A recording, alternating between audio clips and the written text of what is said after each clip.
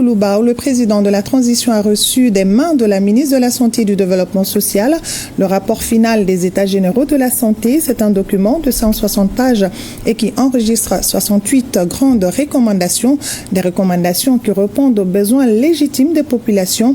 L'accès des citoyens aux soins de santé est l'un des soucis majeurs du président de la transition, le général d'armée Assimi Goïta. Le point avec Garibou Pérou, Idrissa Traoré et Adaman Kamara.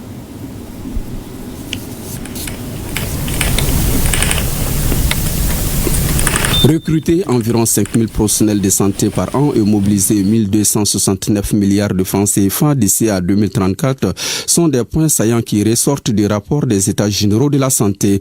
À la fois ambitieux et visionnaire, ces rapports de 160 pages tracent une feuille de route vers un système de santé capable de répondre aux défis du moment. Nous sommes venus remettre au président de la transition le rapport des États généraux de la santé. Et ce rapport qui est un plan décennal sur 10 ans, 2025-2034, avec 68 recommandations et 286 activités. La première recommandation qui touche directement le public, c'est l'accueil dans nos services de santé. Donc on doit améliorer ces accueils-là, améliorer les conditions de prise en charge et instituer le SAMU, c'est-à-dire le déplacement en urgence des populations, et améliorer nos plateaux techniques. Les systèmes de santé que prévoit le rapport ainsi remis au président de la transition repose sur plusieurs composantes. Pour l'hôte du jour, un système de santé performant renforce la cohésion sociale, réduit les inégalités, protège les plus vulnérables et prépare la nation à faire face aux éventuelles crises sanitaires. On a remercié le président de la transition pour tout ce qu'il a eu à faire pour les populations maliennes en matière de santé et de développement social. Et nous demandons encore son appui pour que le plan qui a été élaboré puisse être exécuté. C'est un plan qui sera évalué chaque année et nous a promis son soutien. Et avec l'accompagnement des plus hautes autorités, nous pensons que nous pourrons faire le meilleur pour le bien-être, la santé de nos populations. Engagé personnellement dans cette dynamique, le chef de l'État a exprimé sa volonté de traduire les grandes recommandations en actions concrètes. La balle est désormais donc dans le camp de Madame le ministre et de son équipe pour la mise en œuvre du plan d'action en lien avec l'ensemble des parties prenantes afin de garantir la transformation du système de santé d'ici à l'horizon 2034. Et du palais de Koulouba, nous descendons au Centre international des conférences de Bamako où ont pris fin cet après-midi les travaux de la phase nationale de consultation sur la rélecture de la charte des partis politiques. Des recommandations fortes ont été faites, à savoir l'installation du général d'armée Assimi Goïta comme président de la République pour un mandat de 5 ans renouvelable, la dissolution des partis politiques, la suppression du financement public des partis politiques, la suppression du statut du chef de file de l'opposition et le durcissement des conditions de création des partis politiques. Nous vous proposons quelques recommandations lues ici par Abdou Salam Djebkili, directeur général de l'administration du territoire, rapporteur général, des propos recueillis par Mamari Koné et Aloutouri. Recommandations en lien avec la première thématique qui concernait la réduction du nombre de partis politiques en appliquant des conditions restrictives de création et de financement. Recommandation: dissoudre tous les partis politiques. Comme modalité de mise en œuvre de cette recommandation, les participants demandent d'abroger la loi numéro 05047 du 18 août 2005 portant charte des partis politiques en adoptant une nouvelle loi. Faciliter les conditions de dissolution des partis politiques dans la nouvelle charte. Limiter le nombre de partis politiques à 5 au maximum dans la nouvelle charte. Prendre un acte pour dissoudre tous les partis politiques existants et aller sur de nouvelles bases. Prendre un acte pour dissoudre les associations et mouvements à caractère politique. Deuxième recommandation, durcir les conditions de création des partis politiques, fixer une caution de 100 millions de francs pour la création d'un parti politique. Supprimer le financement public des partis politiques. Recommandation 5. Faire l'audit du financement public des partis politiques. Ajouter à la liste des personnes interdites de militer dans un parti les autorités et légitimités traditionnelles ainsi que les leaders religieux. Interdire l'activité politique aux associations.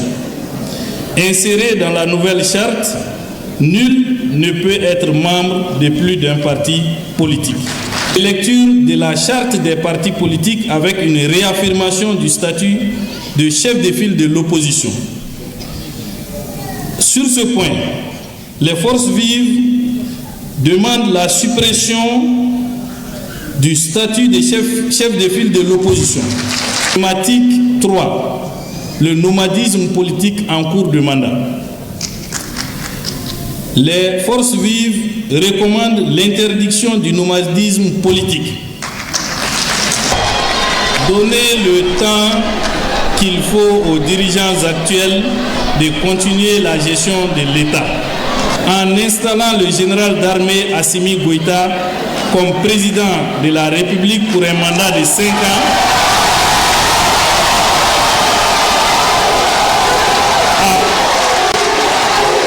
à partir de 2025, renouvelable à l'instar de ses pairs de l'AES.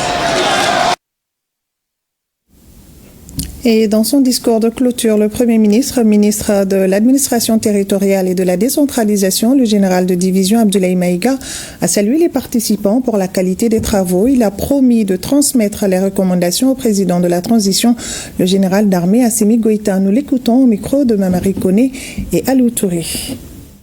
Grâce à votre engagement et votre rigueur dans le travail, les concertations que nous sommes en train de clôturer cet après-midi ont pu aboutir à des recommandations claires et précises,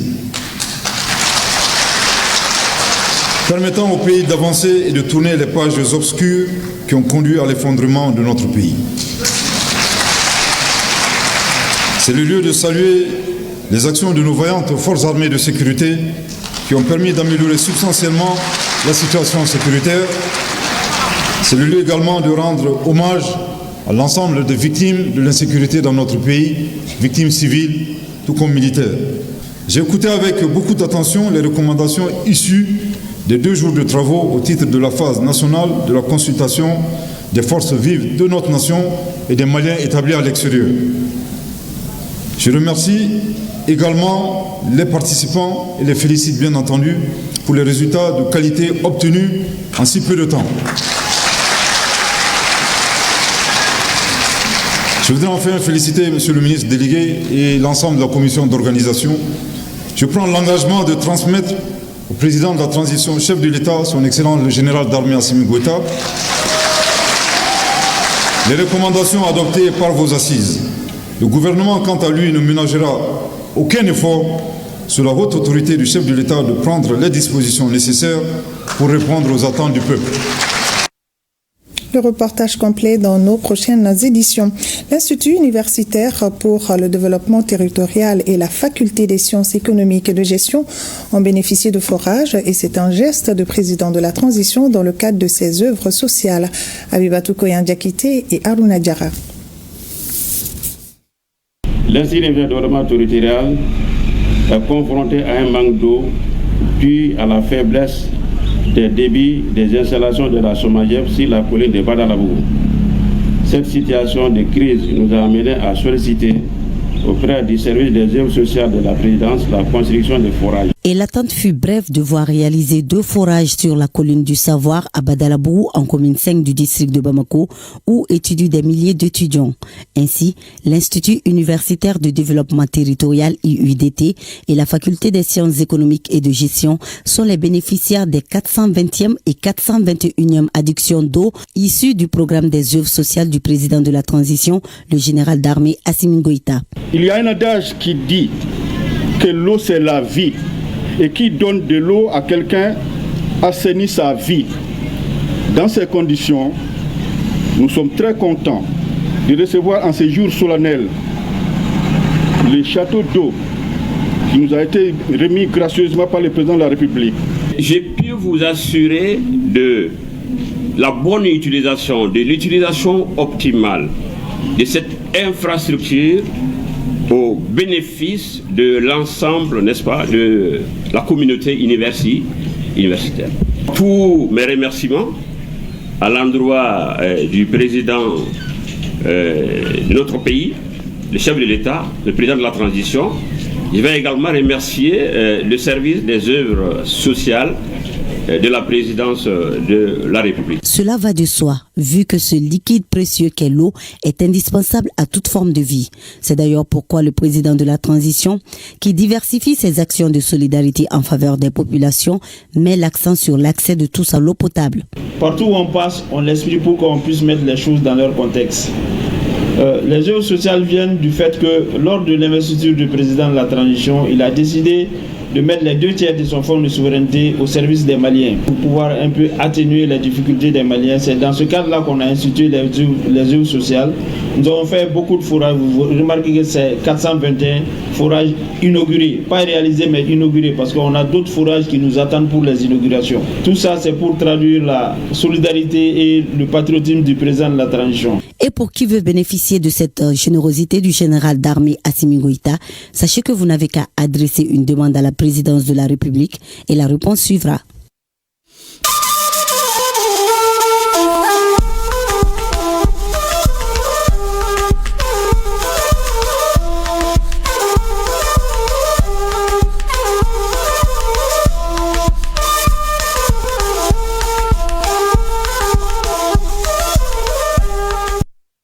Vous le savez certainement, les ministres en charge des affaires étrangères des pays de l'AES sont au Maroc pour le forum Crans-Montana.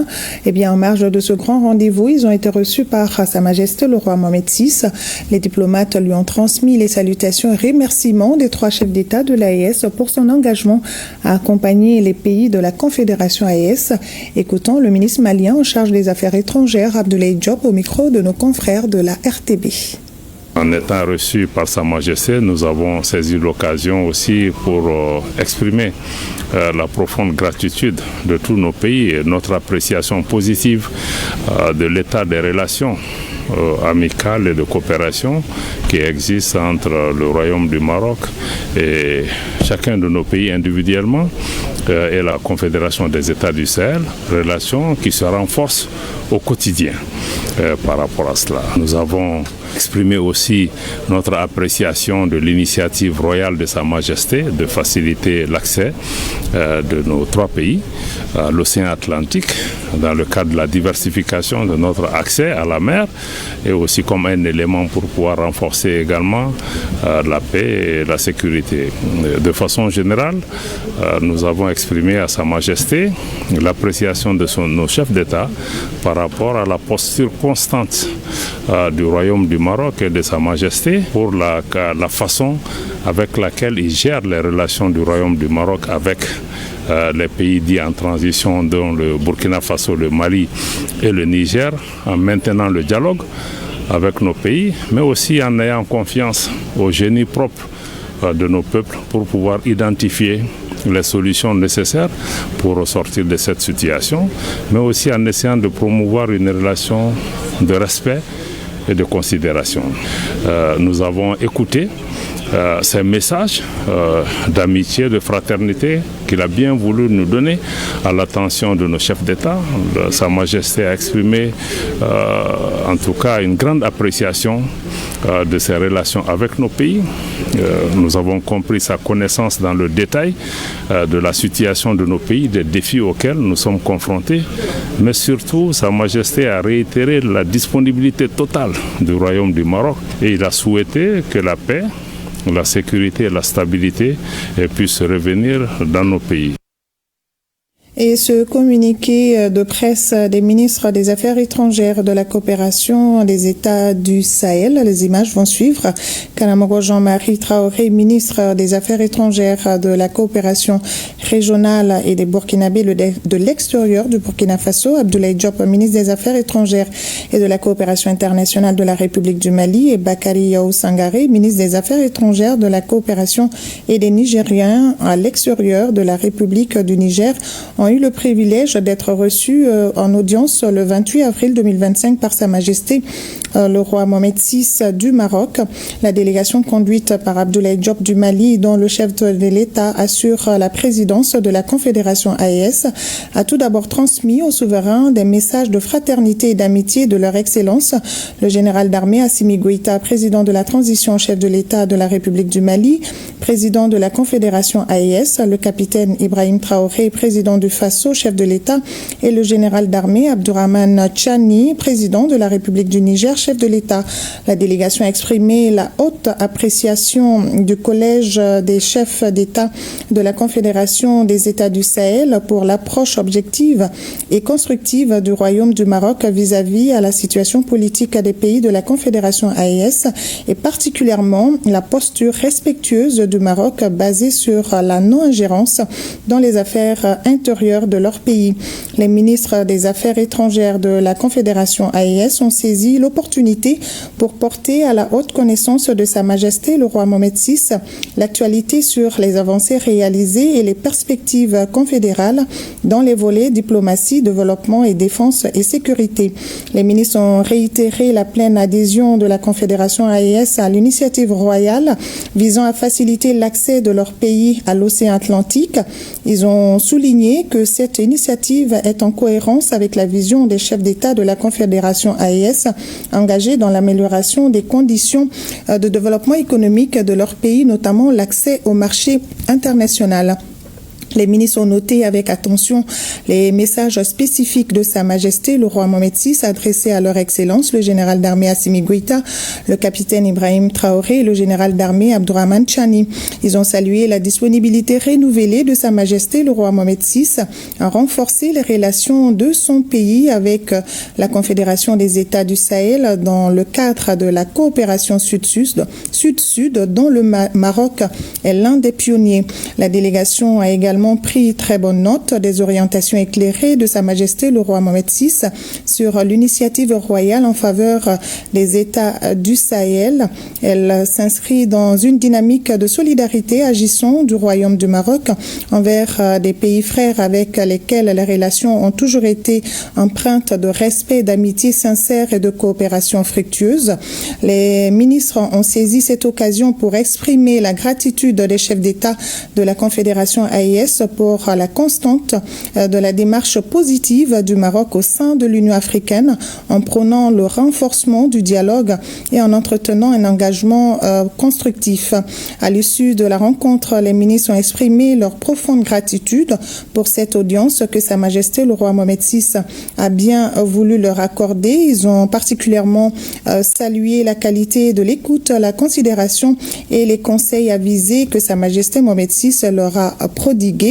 Les ministres ont également adressé leurs sincères remerciements à Sa Majesté le roi Mohamed VI et au peuple du Maroc pour l'accueil chaleureux et l'hospitalité dont ils ont été l'objet durant leur séjour. Au Burkina Faso, le Premier ministre a accordé une audience à l'ambassadrice représentante spéciale du Danemark pour les Grands Lacs et le Sahel. Les débats ont tourné autour des perspectives de renforcement des relations entre le Danemark et le Burkina Faso. L'hôte du jour a surtout salué les décisions souveraines du gouvernement burkinabé. Benewende Frédéric Nikema. Au menu des échanges entre Rim Talba Jean-Emmanuel Ouedraogo et l'ambassadeur représentante spéciale du Danemark pour les Grands Lacs et le Sahel, les relations entre les deux nations et la situation dans la sous-région. La diplomate danoise réaffirme au chef du gouvernement burkinabé tout l'attachement de son pays au respect de la souveraineté des nations. Le Danemark respecte des décisions souveraines de chaque pays. Et c'est ça que je voulais dire. Nous sommes un petit pays qui nous prenons aussi des décisions souveraines, mais aussi pour nous part de l'Union européenne. Et ça, c'est important pour nous. Je suis sûre que c'est aussi important pour le Burkina Faso d'avoir des relations avec d'autres pays. Ambassadrice du Danemark au Burkina Faso il y a de cela 15 années, la diplomate danoise fait remarquer l'excellence de la coopération entre les deux nations. Une coopération vieille de 4 décennies. Cette rencontre témoigne donc de la volonté partagée du Burkina Faso et du Danemark de poursuivre et de renforcer leur partenariat dans le respect mutuel des priorités et des valeurs de chaque partie. Au Niger, Nigériens et Burkinabés main dans la main pour la chirurgie à cœur ouvert. Les activités ont été lancées à l'hôpital général de référence par le ministre de la Santé et de l'Hygiène publique du Niger. Des activités qui vont durer 5 jours et qui regroupent des spécialistes du Niger et du Burkina Faso. Jocelyne Amoussou. C'est un exemple réussi de coopération AES dans le domaine de la santé. Le lancement des activités de chirurgie cardiaque à cœur ouvert où les spécialistes du Niger et du Burkina Faso mutualisent leurs compétences, ceci grâce à l'implication des plus hautes autorités des deux pays. Aujourd'hui, nous ne célébrons pas seulement une avancée médicale, mais aussi une victoire de la solidarité, du partage de compétences et de la volonté commune d'offrir à nos populations les soins spécialisés qu'elles méritent. Grâce à ce partenariat, nous franchissons un cap important dans la prise en charge des pathologies cardiovasculaires qui représentent un enjeu majeur de santé publique dans nos deux pays. L'équipe technique est donc composée des spécialistes de l'hôpital général de référence et ceux du centre hospitalier universitaire de Tengandogo. Il s'agit de 3 groupes, de cardiologues, de réanimateurs anesthésistes et de chirurgiens cardiovasculaires. Le Niger dispose dans cette opération de 4 cardiologues. Les réanimateurs sont au nombre de 4, dont un qui vient directement du Burkina Faso et qui est nigérien formé là-bas, qui nous assiste à local. Puis, on a 4 techniciens d'anesthésie-réanimation. Puis, on a 2 techniciens de chirurgie gynéco-obstétrique. Je crois qu'aujourd'hui, c'est une évidence que la chirurgie à cœur ouvert est une réalité avec l'appel du premier cas. Une avancée significative pour le Niger en matière de santé du cœur. Qui l'aurait cru, dans un passé très récent, que le Niger et le Burkina Faso, sans l'appui des pays dits développés, pouvaient organiser des activités de chirurgie cardiaque à cœur ouvert. Une technicité médicale très avancée qui n'est pratiquée que dans une poignée de pays africains.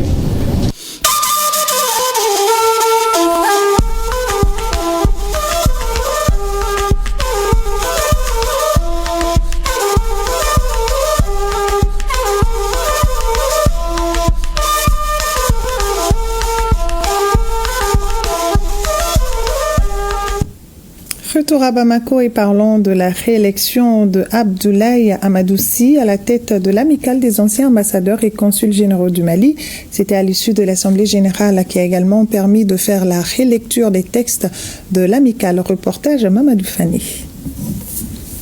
Après 39 ans d'existence, l'amicale des anciens ambassadeurs et consuls généraux du Mali tente de donner un nouveau souffle à cette association. La tenue de cette assemblée générale de fin de mandat pour l'actuel bureau est donc l'occasion de procéder à la relecture des statuts et règlements intérieurs de l'amicale. Il s'agit également pour les anciens ambassadeurs et consuls généraux d'élire un bureau pour un mandat de 5 ans. Créé le 17 octobre 1986 par les premiers ambassadeurs du Mali à la retraite, auxquels je rends un vibrant hommage aujourd'hui, l'amicale se veut être un creuset de diplomates qui soient à la retraite et en activité, et ce pour le renforcement de la diplomatie malienne. En toute première motivation est de capitaliser, conforter et sauvegarder les expériences acquises par les diplomates et la diplomatie malienne à travers le monde et selon le temps. L'amicale des anciens ambassadeurs et consuls généraux du Mali souhaite aujourd'hui bénéficier d'une reconnaissance d'utilité publique, ce qui lui permettra de prendre part aux questions d'intérêt stratégique pour notre pays. que ce soit vraiment lors des formations, des mises en route des jeunes diplomates qui doivent rejoindre les postes, mais aussi à des moments critiques comme la gestion des préavis de grève et toutes choses qui mobilisent l'amicale qui reste à nos côtés des jours durant et souvent très tard dans la nuit pour trouver des solutions aux difficultés au sein de notre maison commune qu'est les affaires étrangères. À l'issue de cette assemblée, Abdoulaye Amadoussi a été reconduit à la tête d'un bureau de 19 membres. L'amicale a saisi l'occasion pour dénoncer le comportement hostile de l'Algérie face à notre pays en abattant un drone de l'armée malienne. Et le coût moyen d'un boursier pour son cursus universitaire varie entre 3 500 000 et 4 600 000 francs CFA. Après leurs études à l'étranger, nombreux sont les boursiers qui restent dans les pays d'accueil. Pour permettre à ces boursiers de regagner le bercail, une stratégie de retour des diplômés doit être élaborée. Et c'est dans ce sens que se tient ici à Bamako un atelier de réflexion. Tiemoro Konaté. Selon les statistiques de la Direction générale de l'enseignement supérieur, près de 4 000 étudiants ont été envoyés à l'étranger entre 2013 et 2023. La même source nous apprend que le coût de prise en charge d'un boursier pour les cycles licence et master varie entre 3 500 000 et 4 650 000 francs CFA. Des montants faramineux en dépit desquels nombre de ces étudiants s'établissent dans les pays d'accueil pour des raisons multiples et variées, dont la principale demeure leur forte sollicitation par les entreprises à cause de leur parcours éloquent. La deuxième difficulté, c'est que certains, quand ils reviennent dans leur domaine, ils peuvent faire des années sans qu'on leur propose des postes de recrutement. Entre autres difficultés inhérentes au retour des étudiants boursiers, des difficultés faisant objet d'un diagnostic sans complaisance au cours de cet atelier. Il est initié par la Direction générale de l'enseignement supérieur et de la recherche scientifique. L'exercice consiste à faire des propositions susceptibles de favoriser non seulement l'insertion de ces nouveaux diplômés après leur retour, mais aussi d'améliorer la qualité de la formation universitaire au niveau national. Parce que jusqu'à présent, nous envoyons la majeure partie de nos excellents à l'extérieur. Les universités que nous avons peuvent être des structures de formation d'excellence. Mais si nous envoyons tous les excellents à l'extérieur, ceux qui vont rester sont les moins excellents et nous voulons que les structures de formation sur place fassent le miracle pour les transformer en excellents. Il est impératif de renforcer la qualité de notre enseignement supérieur, d'adapter les contenus de formation aux besoins du marché du travail, de poursuivre la modernisation de nos infrastructures, de promouvoir la recherche et l'innovation et de consolider la collaboration entre les institutions d'enseignement supérieur, de recherche et les secteurs privés. Cet atelier de réflexion qui a démarré ce lundi s'étend sur 4 jours. À l'issue des travaux, les parties prenantes devront élaborer ce qu'on appelle la stratégie nationale de retour des boursiers, un document qui leur servira d'outil de référence. Également dans ce 20h, signature d'un protocole d'accord sur le déploiement du système de gestion de l'information pour la protection de l'enfant, un tournant décisif pour renforcer la protection des droits fondamentaux des enfants, en particulier ceux qui sont les plus vulnérables. Ainsi, le gouvernement du Mali et l'UNICEF renforcent leur partenariat autour de la protection de l'enfant. Le compte-rendu de Awa Adaman Koulibaly et Sidiki Balou. Le chemin est encore long, mais une première étape est ainsi franchie dans le processus de renforcement du système national de protection et d'assistance aux enfants du Mali. 2 signatures sont apposées sur un protocole prometteur. Ce protocole d'accord qui lie désormais le ministère dont j'ai la charge et l'UNICEF définit les objectifs et partage les responsabilités d'organisation et de mise en œuvre du CPI-MS+.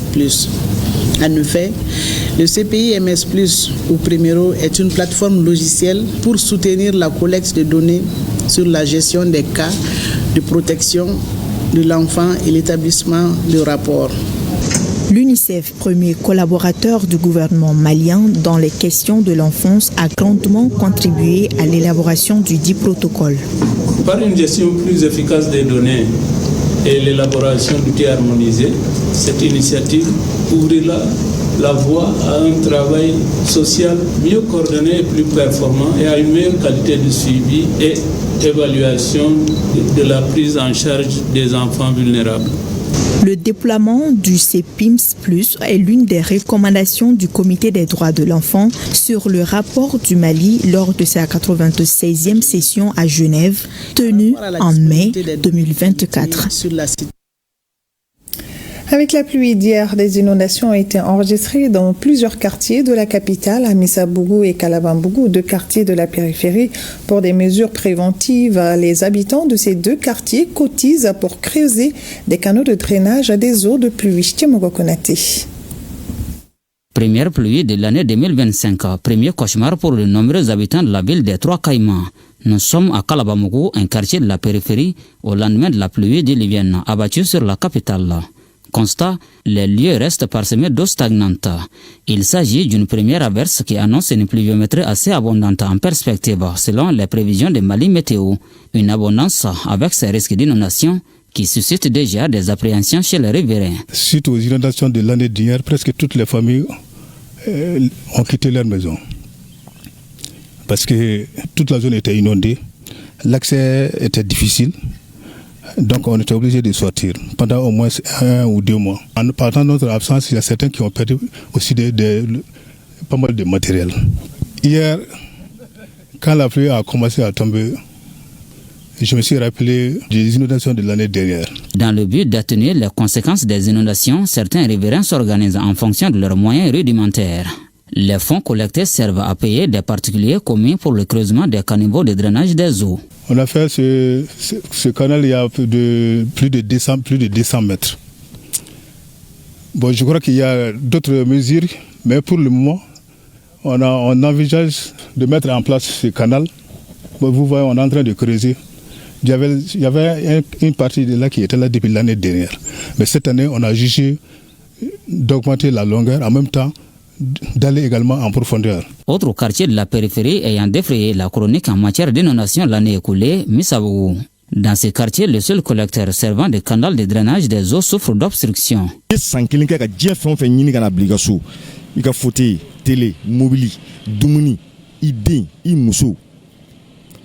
Inondation 30 minutes Erkeli à Bébike Fouille. Une problématique qui continue à troubler le sommeil des habitants. Kabiri ji yɛrɛ y'a daminɛ ne yɛrɛ ja tigɛra fɔlɔ n b'o la ni boli dun bɔra centre kɔnɔ parce que n bɛ feere kɛ centre kɔnɔ ni boli bɔra kabini n ye ji jigintɔla ye dayan fan fɛ n bolila ka na n ka kuma n ka ko daminɛnen filɛ nin ka na ye ɲaman bɛ ka na cogoya min na ji bɛ ka na cogoya min na degun min b'anw kan ne fa ala de b'a dɔn dɛ. ji bɛ don yɔrɔ min na a n'a bɛ bɔ yɔrɔ min fɛ de ye nin ye badalanin b'a sanfɛ de donc an ka collecteur de bɛ duguma de. Donc ji don yɔrɔ n'an bɔra yen ni ji bɔ yɔrɔ de bon degun min b'an kan aw yɛrɛ k'a lajɛ yɔrɔ yɛrɛ cogoya filɛ nin est-ce que ji in bɛ se ka bɔ ka taa ba kɔnɔ n'a fɔra ko ji in ka bɔ nin de fɛ ka taa ba kɔnɔ est-ce que a bɛ se ka taa wa. À Missabougou comme à Kalabambougou, partout où notre équipe est passée, les réalités sont presque identiques. C'est pourquoi nos interlocuteurs appellent à la solidarité agissante pour abréger leurs souffrances. Toute action allant dans ce sens, affirment-ils, sont les bienvenues. Lancement de la première édition des champions du maraîchage. Il s'agit d'encourager les maraîchers à travailler pendant la période sèche chaude, mais aussi de dénicher des talents cachés dans le monde de l'agriculture. Une façon de développer l'entrepreneuriat des jeunes. Reportage à Moussa Kamara. Une vingtaine de jeunes maraîchers venus des régions de Koulikoro, Ségou, Sikasso et du district de Bamako prennent part à cette compétition. L'objectif est d'inciter les maraîchers à faire la contre-saison en période sèche tout en utilisant les semences adaptées. Champion du maraîchage, c'est une compétition dédiée aux maraîchers et aux agriculteurs du Mali. La compétition va aller sur 3 mois. On va leur donner des semences qu'ils vont s'aimer, faire le suivi avec eux et maintenant les membres du jury vont juger les meilleures pratiques agricoles. Pour cette première expérience, un certain nombre de critères a été établi. Le premier critère, c'est un peu le rendement. Nous allons donner les mêmes variétés aux différents compétiteurs. Par exemple, sur un quart d'hectare, on va voir ce qu'ils arrivent à donner plus de production sur le quart d'hectare. En même temps, ceux qui vont donner des produits qui sont vraiment présentables. Cette tribune a été saisie par le représentant d'Agrivision Sahel de lancer un message aux candidats, message axé sur l'innovation. La compétition permettra aux jeunes d'apporter l'innovation paysanne, l'innovation moderne qui manque. la première irrigation historique a été développée en Afrique. Nos mamans, nos grands-mamans avaient des techniques pour conserver les aliments, pour produire. Ils avaient des systèmes qui ne leur permettent pas d'utiliser des engrais chimiques. Toutes ces bonnes pratiques, ces innovations paysannes doivent être revisitées et réchauffées à la sauce moderne. La première édition des champions du maraîchage, c'est aussi un espace de partage d'expériences. Il a suscité beaucoup d'engouement chez les jeunes. Je pars très confiant parce que je viens de loin. Nous avons commencé en bas de l'échelle et Dieu merci, aujourd'hui ça va. On peut être fier de ce qu'on a réalisé et du parcours qu'on a eu et aussi des objectifs que nous assignons nous-mêmes, que nous comptons bien atteindre, Inch'Allah. C'est par la remise des semences, des engrais et des gilets aux candidats que cette cérémonie de lancement s'est terminée. Une belle initiative. Afin d'améliorer les conditions de vie des populations victimes des inondations, le Fonds humanitaire régional pour l'Afrique de l'Ouest et du Centre débloque 2 millions de dollars, soit plus d'1,150 milliard de francs CFA pour soutenir les victimes à travers des projets multisectoriels. Les 10 projets seront mis en œuvre par un groupe d'ONG nationales et internationales. Reportage Najim Babasissé et Alou Koulibaly. Les inondations enregistrées par la région de Tombouctou en novembre dernier ont affecté plusieurs ménages, détruit leurs habitations et moyens de subsistance.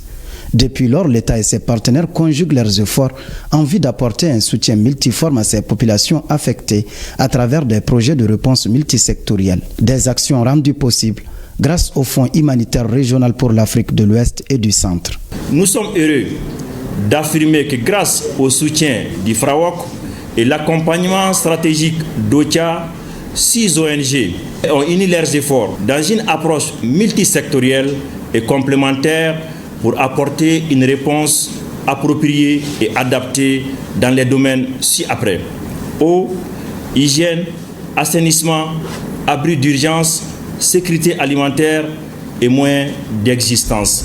Nous nous faisons le devoir de remercier toutes les organisations internationales et nationales qui ont fait de leur devoir, après la lourde frappe qu'a échoué nos populations suite aux inondations, de nous assister. En vue d'atteindre les résultats escomptés par les présents projets, FRAWOC débloque une enveloppe conséquente pour l'ensemble des projets. Une enveloppe de 2 millions de dollars a été mise à la disposition de la région de Tombouctou et qui a aussi permis à des ONG de concevoir des projets et postuler pour apporter leur soutien et le soulagement à la communauté sinistrée. Les projets que nous lançons aujourd'hui, les activités, traduisent la volonté commune de reconstruire mieux, de renforcer la résilience de nos communautés et de redonner espoir aux populations les plus vulnérables. Ces projets de réponse multisectoriels intégrés et complémentaires sont mis en œuvre sur 8 mois par un groupe d'ONG, dont Plan International, AMSS, ACF, Nouveaux Horizons, ADAZ et Gardel. Actualité régionale toujours, le gouverneur de la région de Douanza s'est rendu au quartier Saré pour constater l'état d'aménagement des travaux de construction du pont de Saré, financé à hauteur de 57 millions de francs CFA. Ce pont va atténuer les difficultés des habitants de Saré et plus de 100 villages environnants. Reportage Almozer Alkamisa Yatara. Dans les quartiers Saré de la commune urbaine de Douanza, les visages sont marqués par la joie et l'enthousiasme. Et pour cause, la construction du pont de Saré, un projet longtemps attendu et désormais réalisé à plus de 90%. Ce projet, initié par la mairie de la commune urbaine de Douanza, a été financé à hauteur de 57 millions de francs CFA sur le fonds du PEDREAS, le projet de déploiement des ressources de l'État pour l'amélioration des services. On a pu avoir le financement grâce au PEDRAS qui a financé le pont à hauteur de 57 millions. Donc c'est lui également de remercier les habitants, les riverains, tous les autres villages qui sont de l'autre côté, du côté sud là, qui savent que le pont va leur être utile et qui sont venus aussi manifester leur satisfaction. La ville de Douanza est encerclée par un demi-cercle de falaises renvoyant les eaux à toutes les pluies et inondant ainsi la ville, provoquant des dégâts mais aussi empêchant la population de ces quartiers sarrés de vaguer à leurs affaires courantes, aller au champ, et aussi aux autres villages qui sont de ce côté aussi de rallier la ville. Si bien qu'ils sont obligés de faire beaucoup de kilomètres avant de rejoindre la ville. Donc d'une longueur de 22 mètres et largeur 4 mètres, ce pont va servir désormais de passage pour tout le monde. Donc cela veut dire que le quartier sarré est désenclavé de jour comme de nuit. En plus d'être un lien physique entre les villages, le pont des Saré incarne un symbole d'espoir et de développement pour la population de Douanza. Le centre de santé communautaire de Tousséguéla dans le cercle de Kolondjeba est baptisé CESCOM inspecteur général Amadou Konaté, directeur général de la douane. L'initiative du conseil communal vise à reconnaître les actions de développement menées par ce commis de l'État attaché à son terroir. Reportage Agali Agissa, Abdul Karim Konaté et Djibril Bagayoko. Grande mobilisation à Tousséguéla, localité située à une quarantaine de kilomètres de Kolondjeba et chef-lieu de la commune de même nom. Le jeu en vaut la chandelle car il s'agit de donner un nouveau visage au centre de santé communautaire du village. Un centre qui porte depuis ce samedi 26 avril 2025 le nom de l'inspecteur général de douane Amadou Konaté. Un signe de reconnaissance de toute une contrée, les Gantchidougou, à un fils du terroir.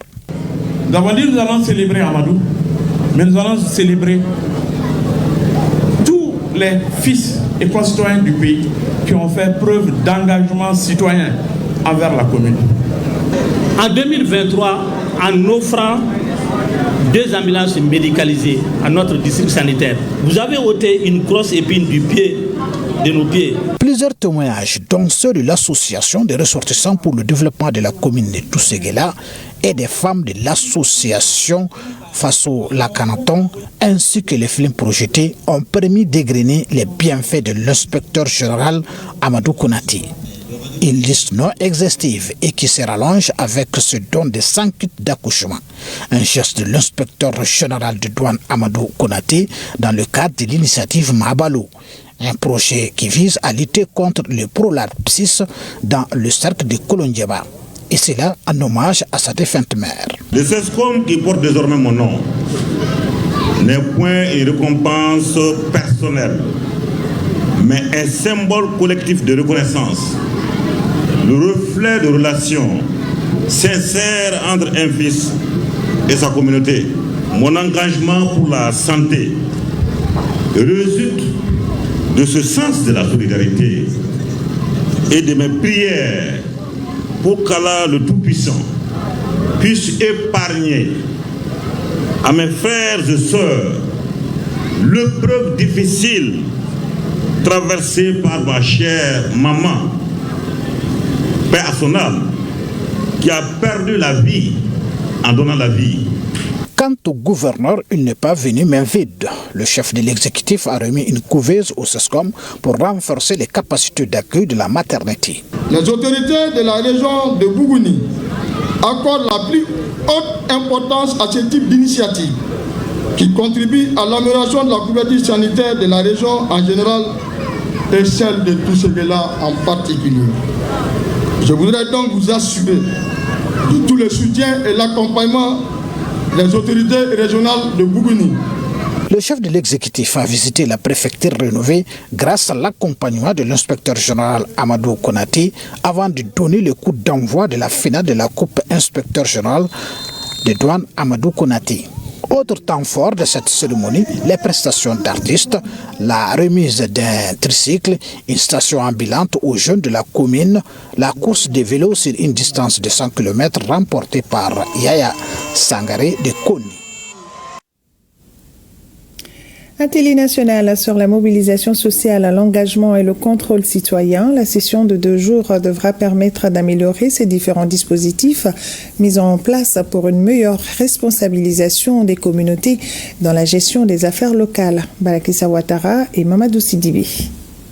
Après 5 années d'activité, le PEDRIAS, projet de déploiement des ressources de l'État pour l'amélioration des services et ripostes locales à la COVID-19, tire le bilan de la mobilisation sociale, l'engagement et le contrôle citoyen. Ainsi, les gouverneurs, préfets, maires, ONG partenaires et directeurs régionaux du développement social et de l'économie solidaire passent en revue les activités sociales réalisées dans les 2 communes partenaires du PEDRIAS. Du recrutement des ONG à l'opérationnalisation des activités sur le terrain, beaucoup de défis ont jalonné notre parcours. Des difficultés en lien souvent avec l'insécurité dans les zones d'intervention des ONG ont été pratiquement le lot des agents de terrain. Grâce à la résilience, le professionnalisme et le sens de la responsabilité des ONG, tous les écueils ont été surmontés, qu'elles en soient remerciées. La session, qui s'étend sur 2 jours, permettra d'améliorer le dispositif de mobilisation sociale, d'engagement et de contrôle citoyen mis en place. Le but, contribuer à impliquer davantage les communautés dans la gestion des affaires locales. Je voudrais vous dire que les résultats de 2022 à 2025 sont le fruit de la synergie de nos services techniques, l'ICP PEDRIAS et les ONG locales, qui a permis d'installer 258 comités de développement de quartier, 499 comités de développement des villages, 258 comités de développement des fractions dans des communes, villages et fractions à géométrie variable. Au terme des travaux, les documents minutieusement analysés par les participants devront servir de boussole pour tous les acteurs de la bonne gouvernance, gage de paix et de cohésion dans les communautés. Hommage à Adama Samasekou, c'est à la faveur d'un panel animé par les acteurs du monde des arts et de la culture sur les œuvres de l'ancien ministre de l'Éducation nationale. La journée d'hommage est une initiative de l'Association des jeunes écrivains du Mali. Reportage Moussa Kamara. Avec ses ressources humaines, a le panafricanisme dans son ADN. Homme de culture, tolérant et fervent croyant, ce sont là les mots qui ont été prononcés ce matin à la mémoire de feu Adama Samasekou, ancien ministre. Cette journée d'hommage est organisée par le mouvement Jeune Esprit de la littérature malienne, une association de jeunes écrivains, une manière de célébrer les grands hommes de culture. Son parcours professionnel s'est construit autant au Mali qu'à l'échelle internationale dans des domaines divers comme l'éducation, la culture, le numérique, le droit humain. On se souviendra d'un grand humaniste et fervent défenseur de la langue maternelle. Adama Samasekou savait reconnaître et apprécier les talents. À cette journée d'hommage, des poèmes ont été déclamés en son honneur par la poétesse. Cité consensuelle des droits humains. Il est difficile de parler d'Adama Samasekou au plan civil, sans dire mot de son investissement intellectuel notoire pour la promotion des langues africaines, pour la refondation du système éducatif malien. Les anciens compagnons qui l'ont côtoyé se souviennent des bons moments. J'ai travaillé avec Adama Samasekou, d'abord sur la politique nationale du livre et de la lecture, que nous avons élaborée en 2023-24. Il était là, il a participé à tous les travaux et il a fait de magnifiques contributions à l'élaboration de ce document. J'ai eu à travailler avec lui, d'abord dans le domaine de l'éducation. Nos discussions étaient de voir comment on peut faire véritablement un lien entre les différents niveaux de l'éducation au Mali, du préscolaire jusqu'au supérieur. Déjà, le mouvement panafricaniste africain est à pied d'œuvre pour organiser une journée panafricaine d'hommage à feu Adama Samasekou, illustre panafricaniste décédé le 23 février 2024 à Bamako. La concurrence déloyale. La chronique judiciaire s'y intéresse ce soir. Cette pratique nuit gravement à l'équilibre économique et social et elle cause un manque à gagner de plusieurs milliards par an à l'économie nationale. La concurrence déloyale est prévue et punie par la loi de février 2016 portant organisation de la concurrence. Ses conséquences se manifestent à plusieurs niveaux. Affaiblissement des entreprises victimes, perte de confiance des consommateurs et perturbation globale du marché. Voyons donc les conséquences de la concurrence déloyale dans la chronique judiciaire avec Garibou Pérou et Tchègue Camara. Parasitisme, imitation des organisations ou dénigrement sont autant de types de concurrence déloyale. Ces pratiques trompeuses forcent les règles du jeu et portent atteinte aux acteurs respectueux du droit. Cancer économique, la concurrence déloyale ronge les bases du marché. Le parasitisme, comme son nom l'indique, vous avez un produit qui est bien connu sur le marché, qui marche bien. Et vous voulez aller dans le même segment, sur le même marché pertinent. Vous voulez lancer votre produit. Au lieu de créer votre marque et de faire en sorte que par sa qualité, la marque s'impose, vous vous dites, M. Pérou, lui, il a déjà un produit du même genre qui marche bien. Donc, je vais essayer de me greffer à son produit. Donc, je me nourris de son effort. Maintenant, l'imitation s'apparente et on rentre presque dans la contrefaçon. Vous avez un produit qui s'appelle le lait, qui marche très bien.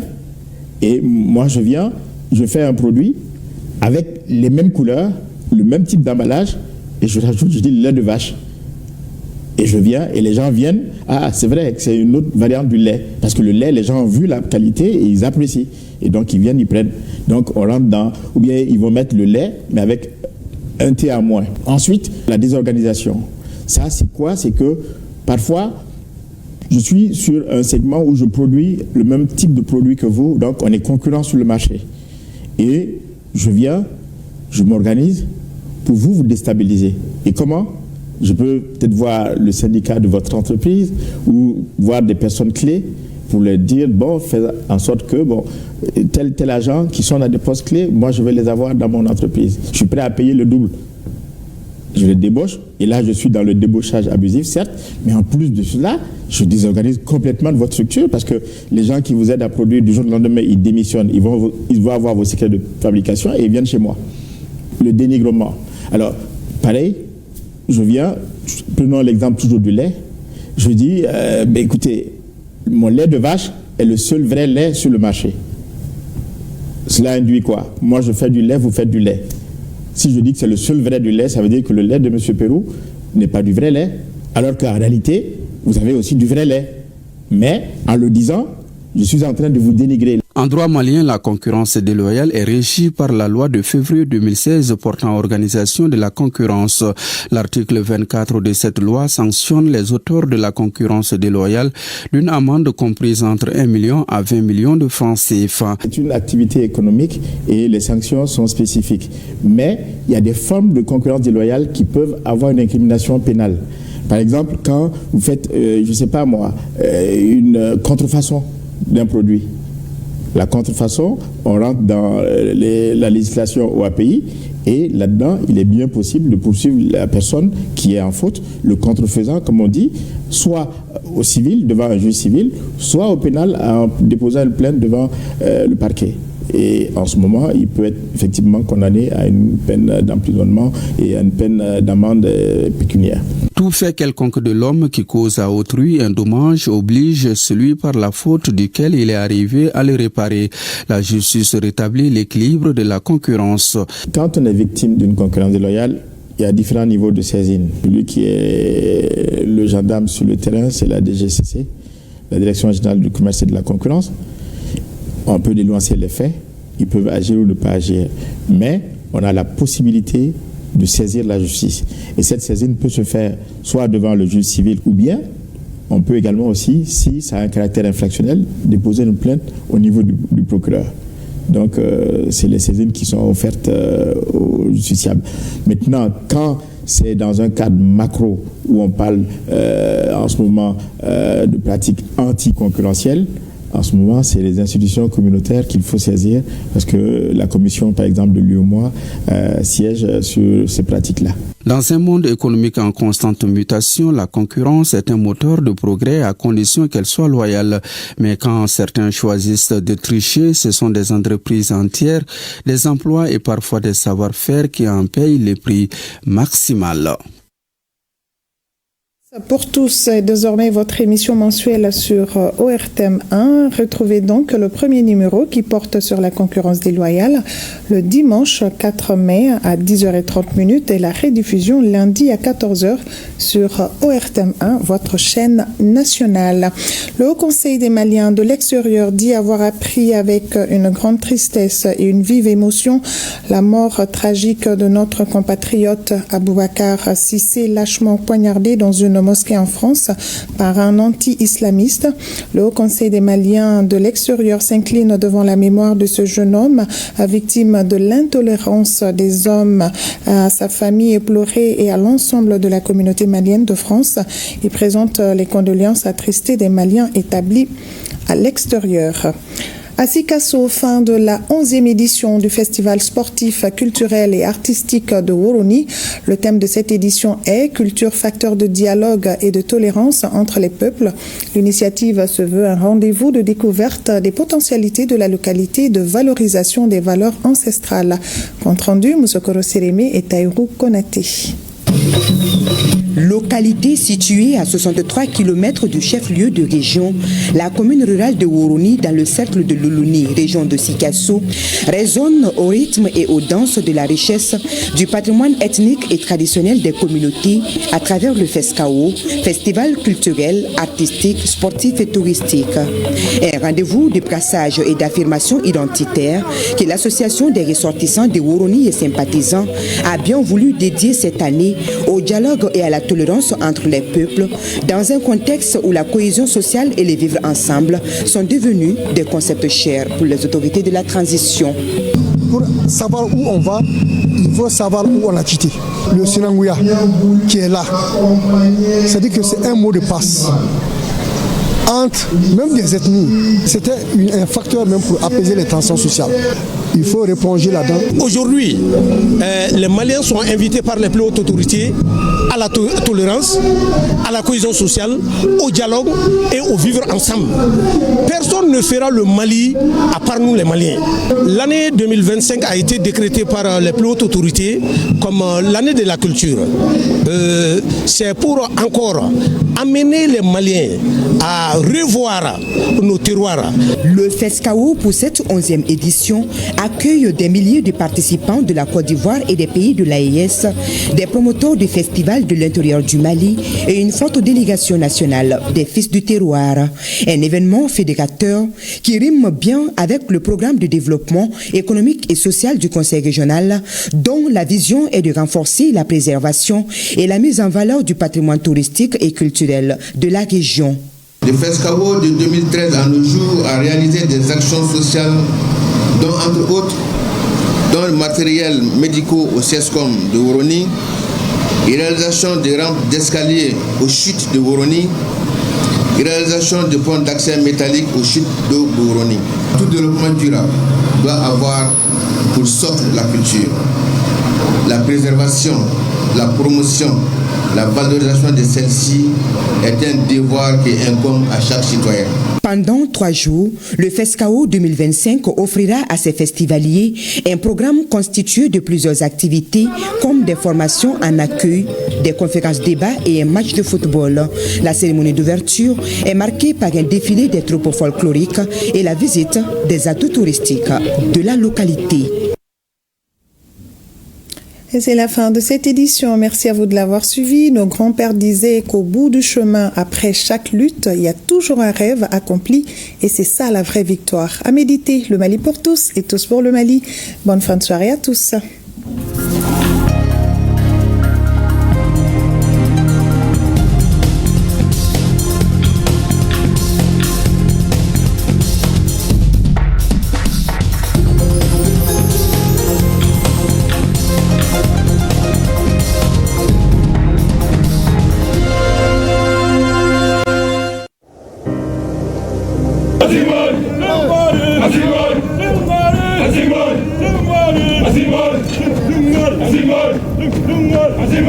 Nous laissons derrière nous tout ce que nous avons de plus cher. Enfants,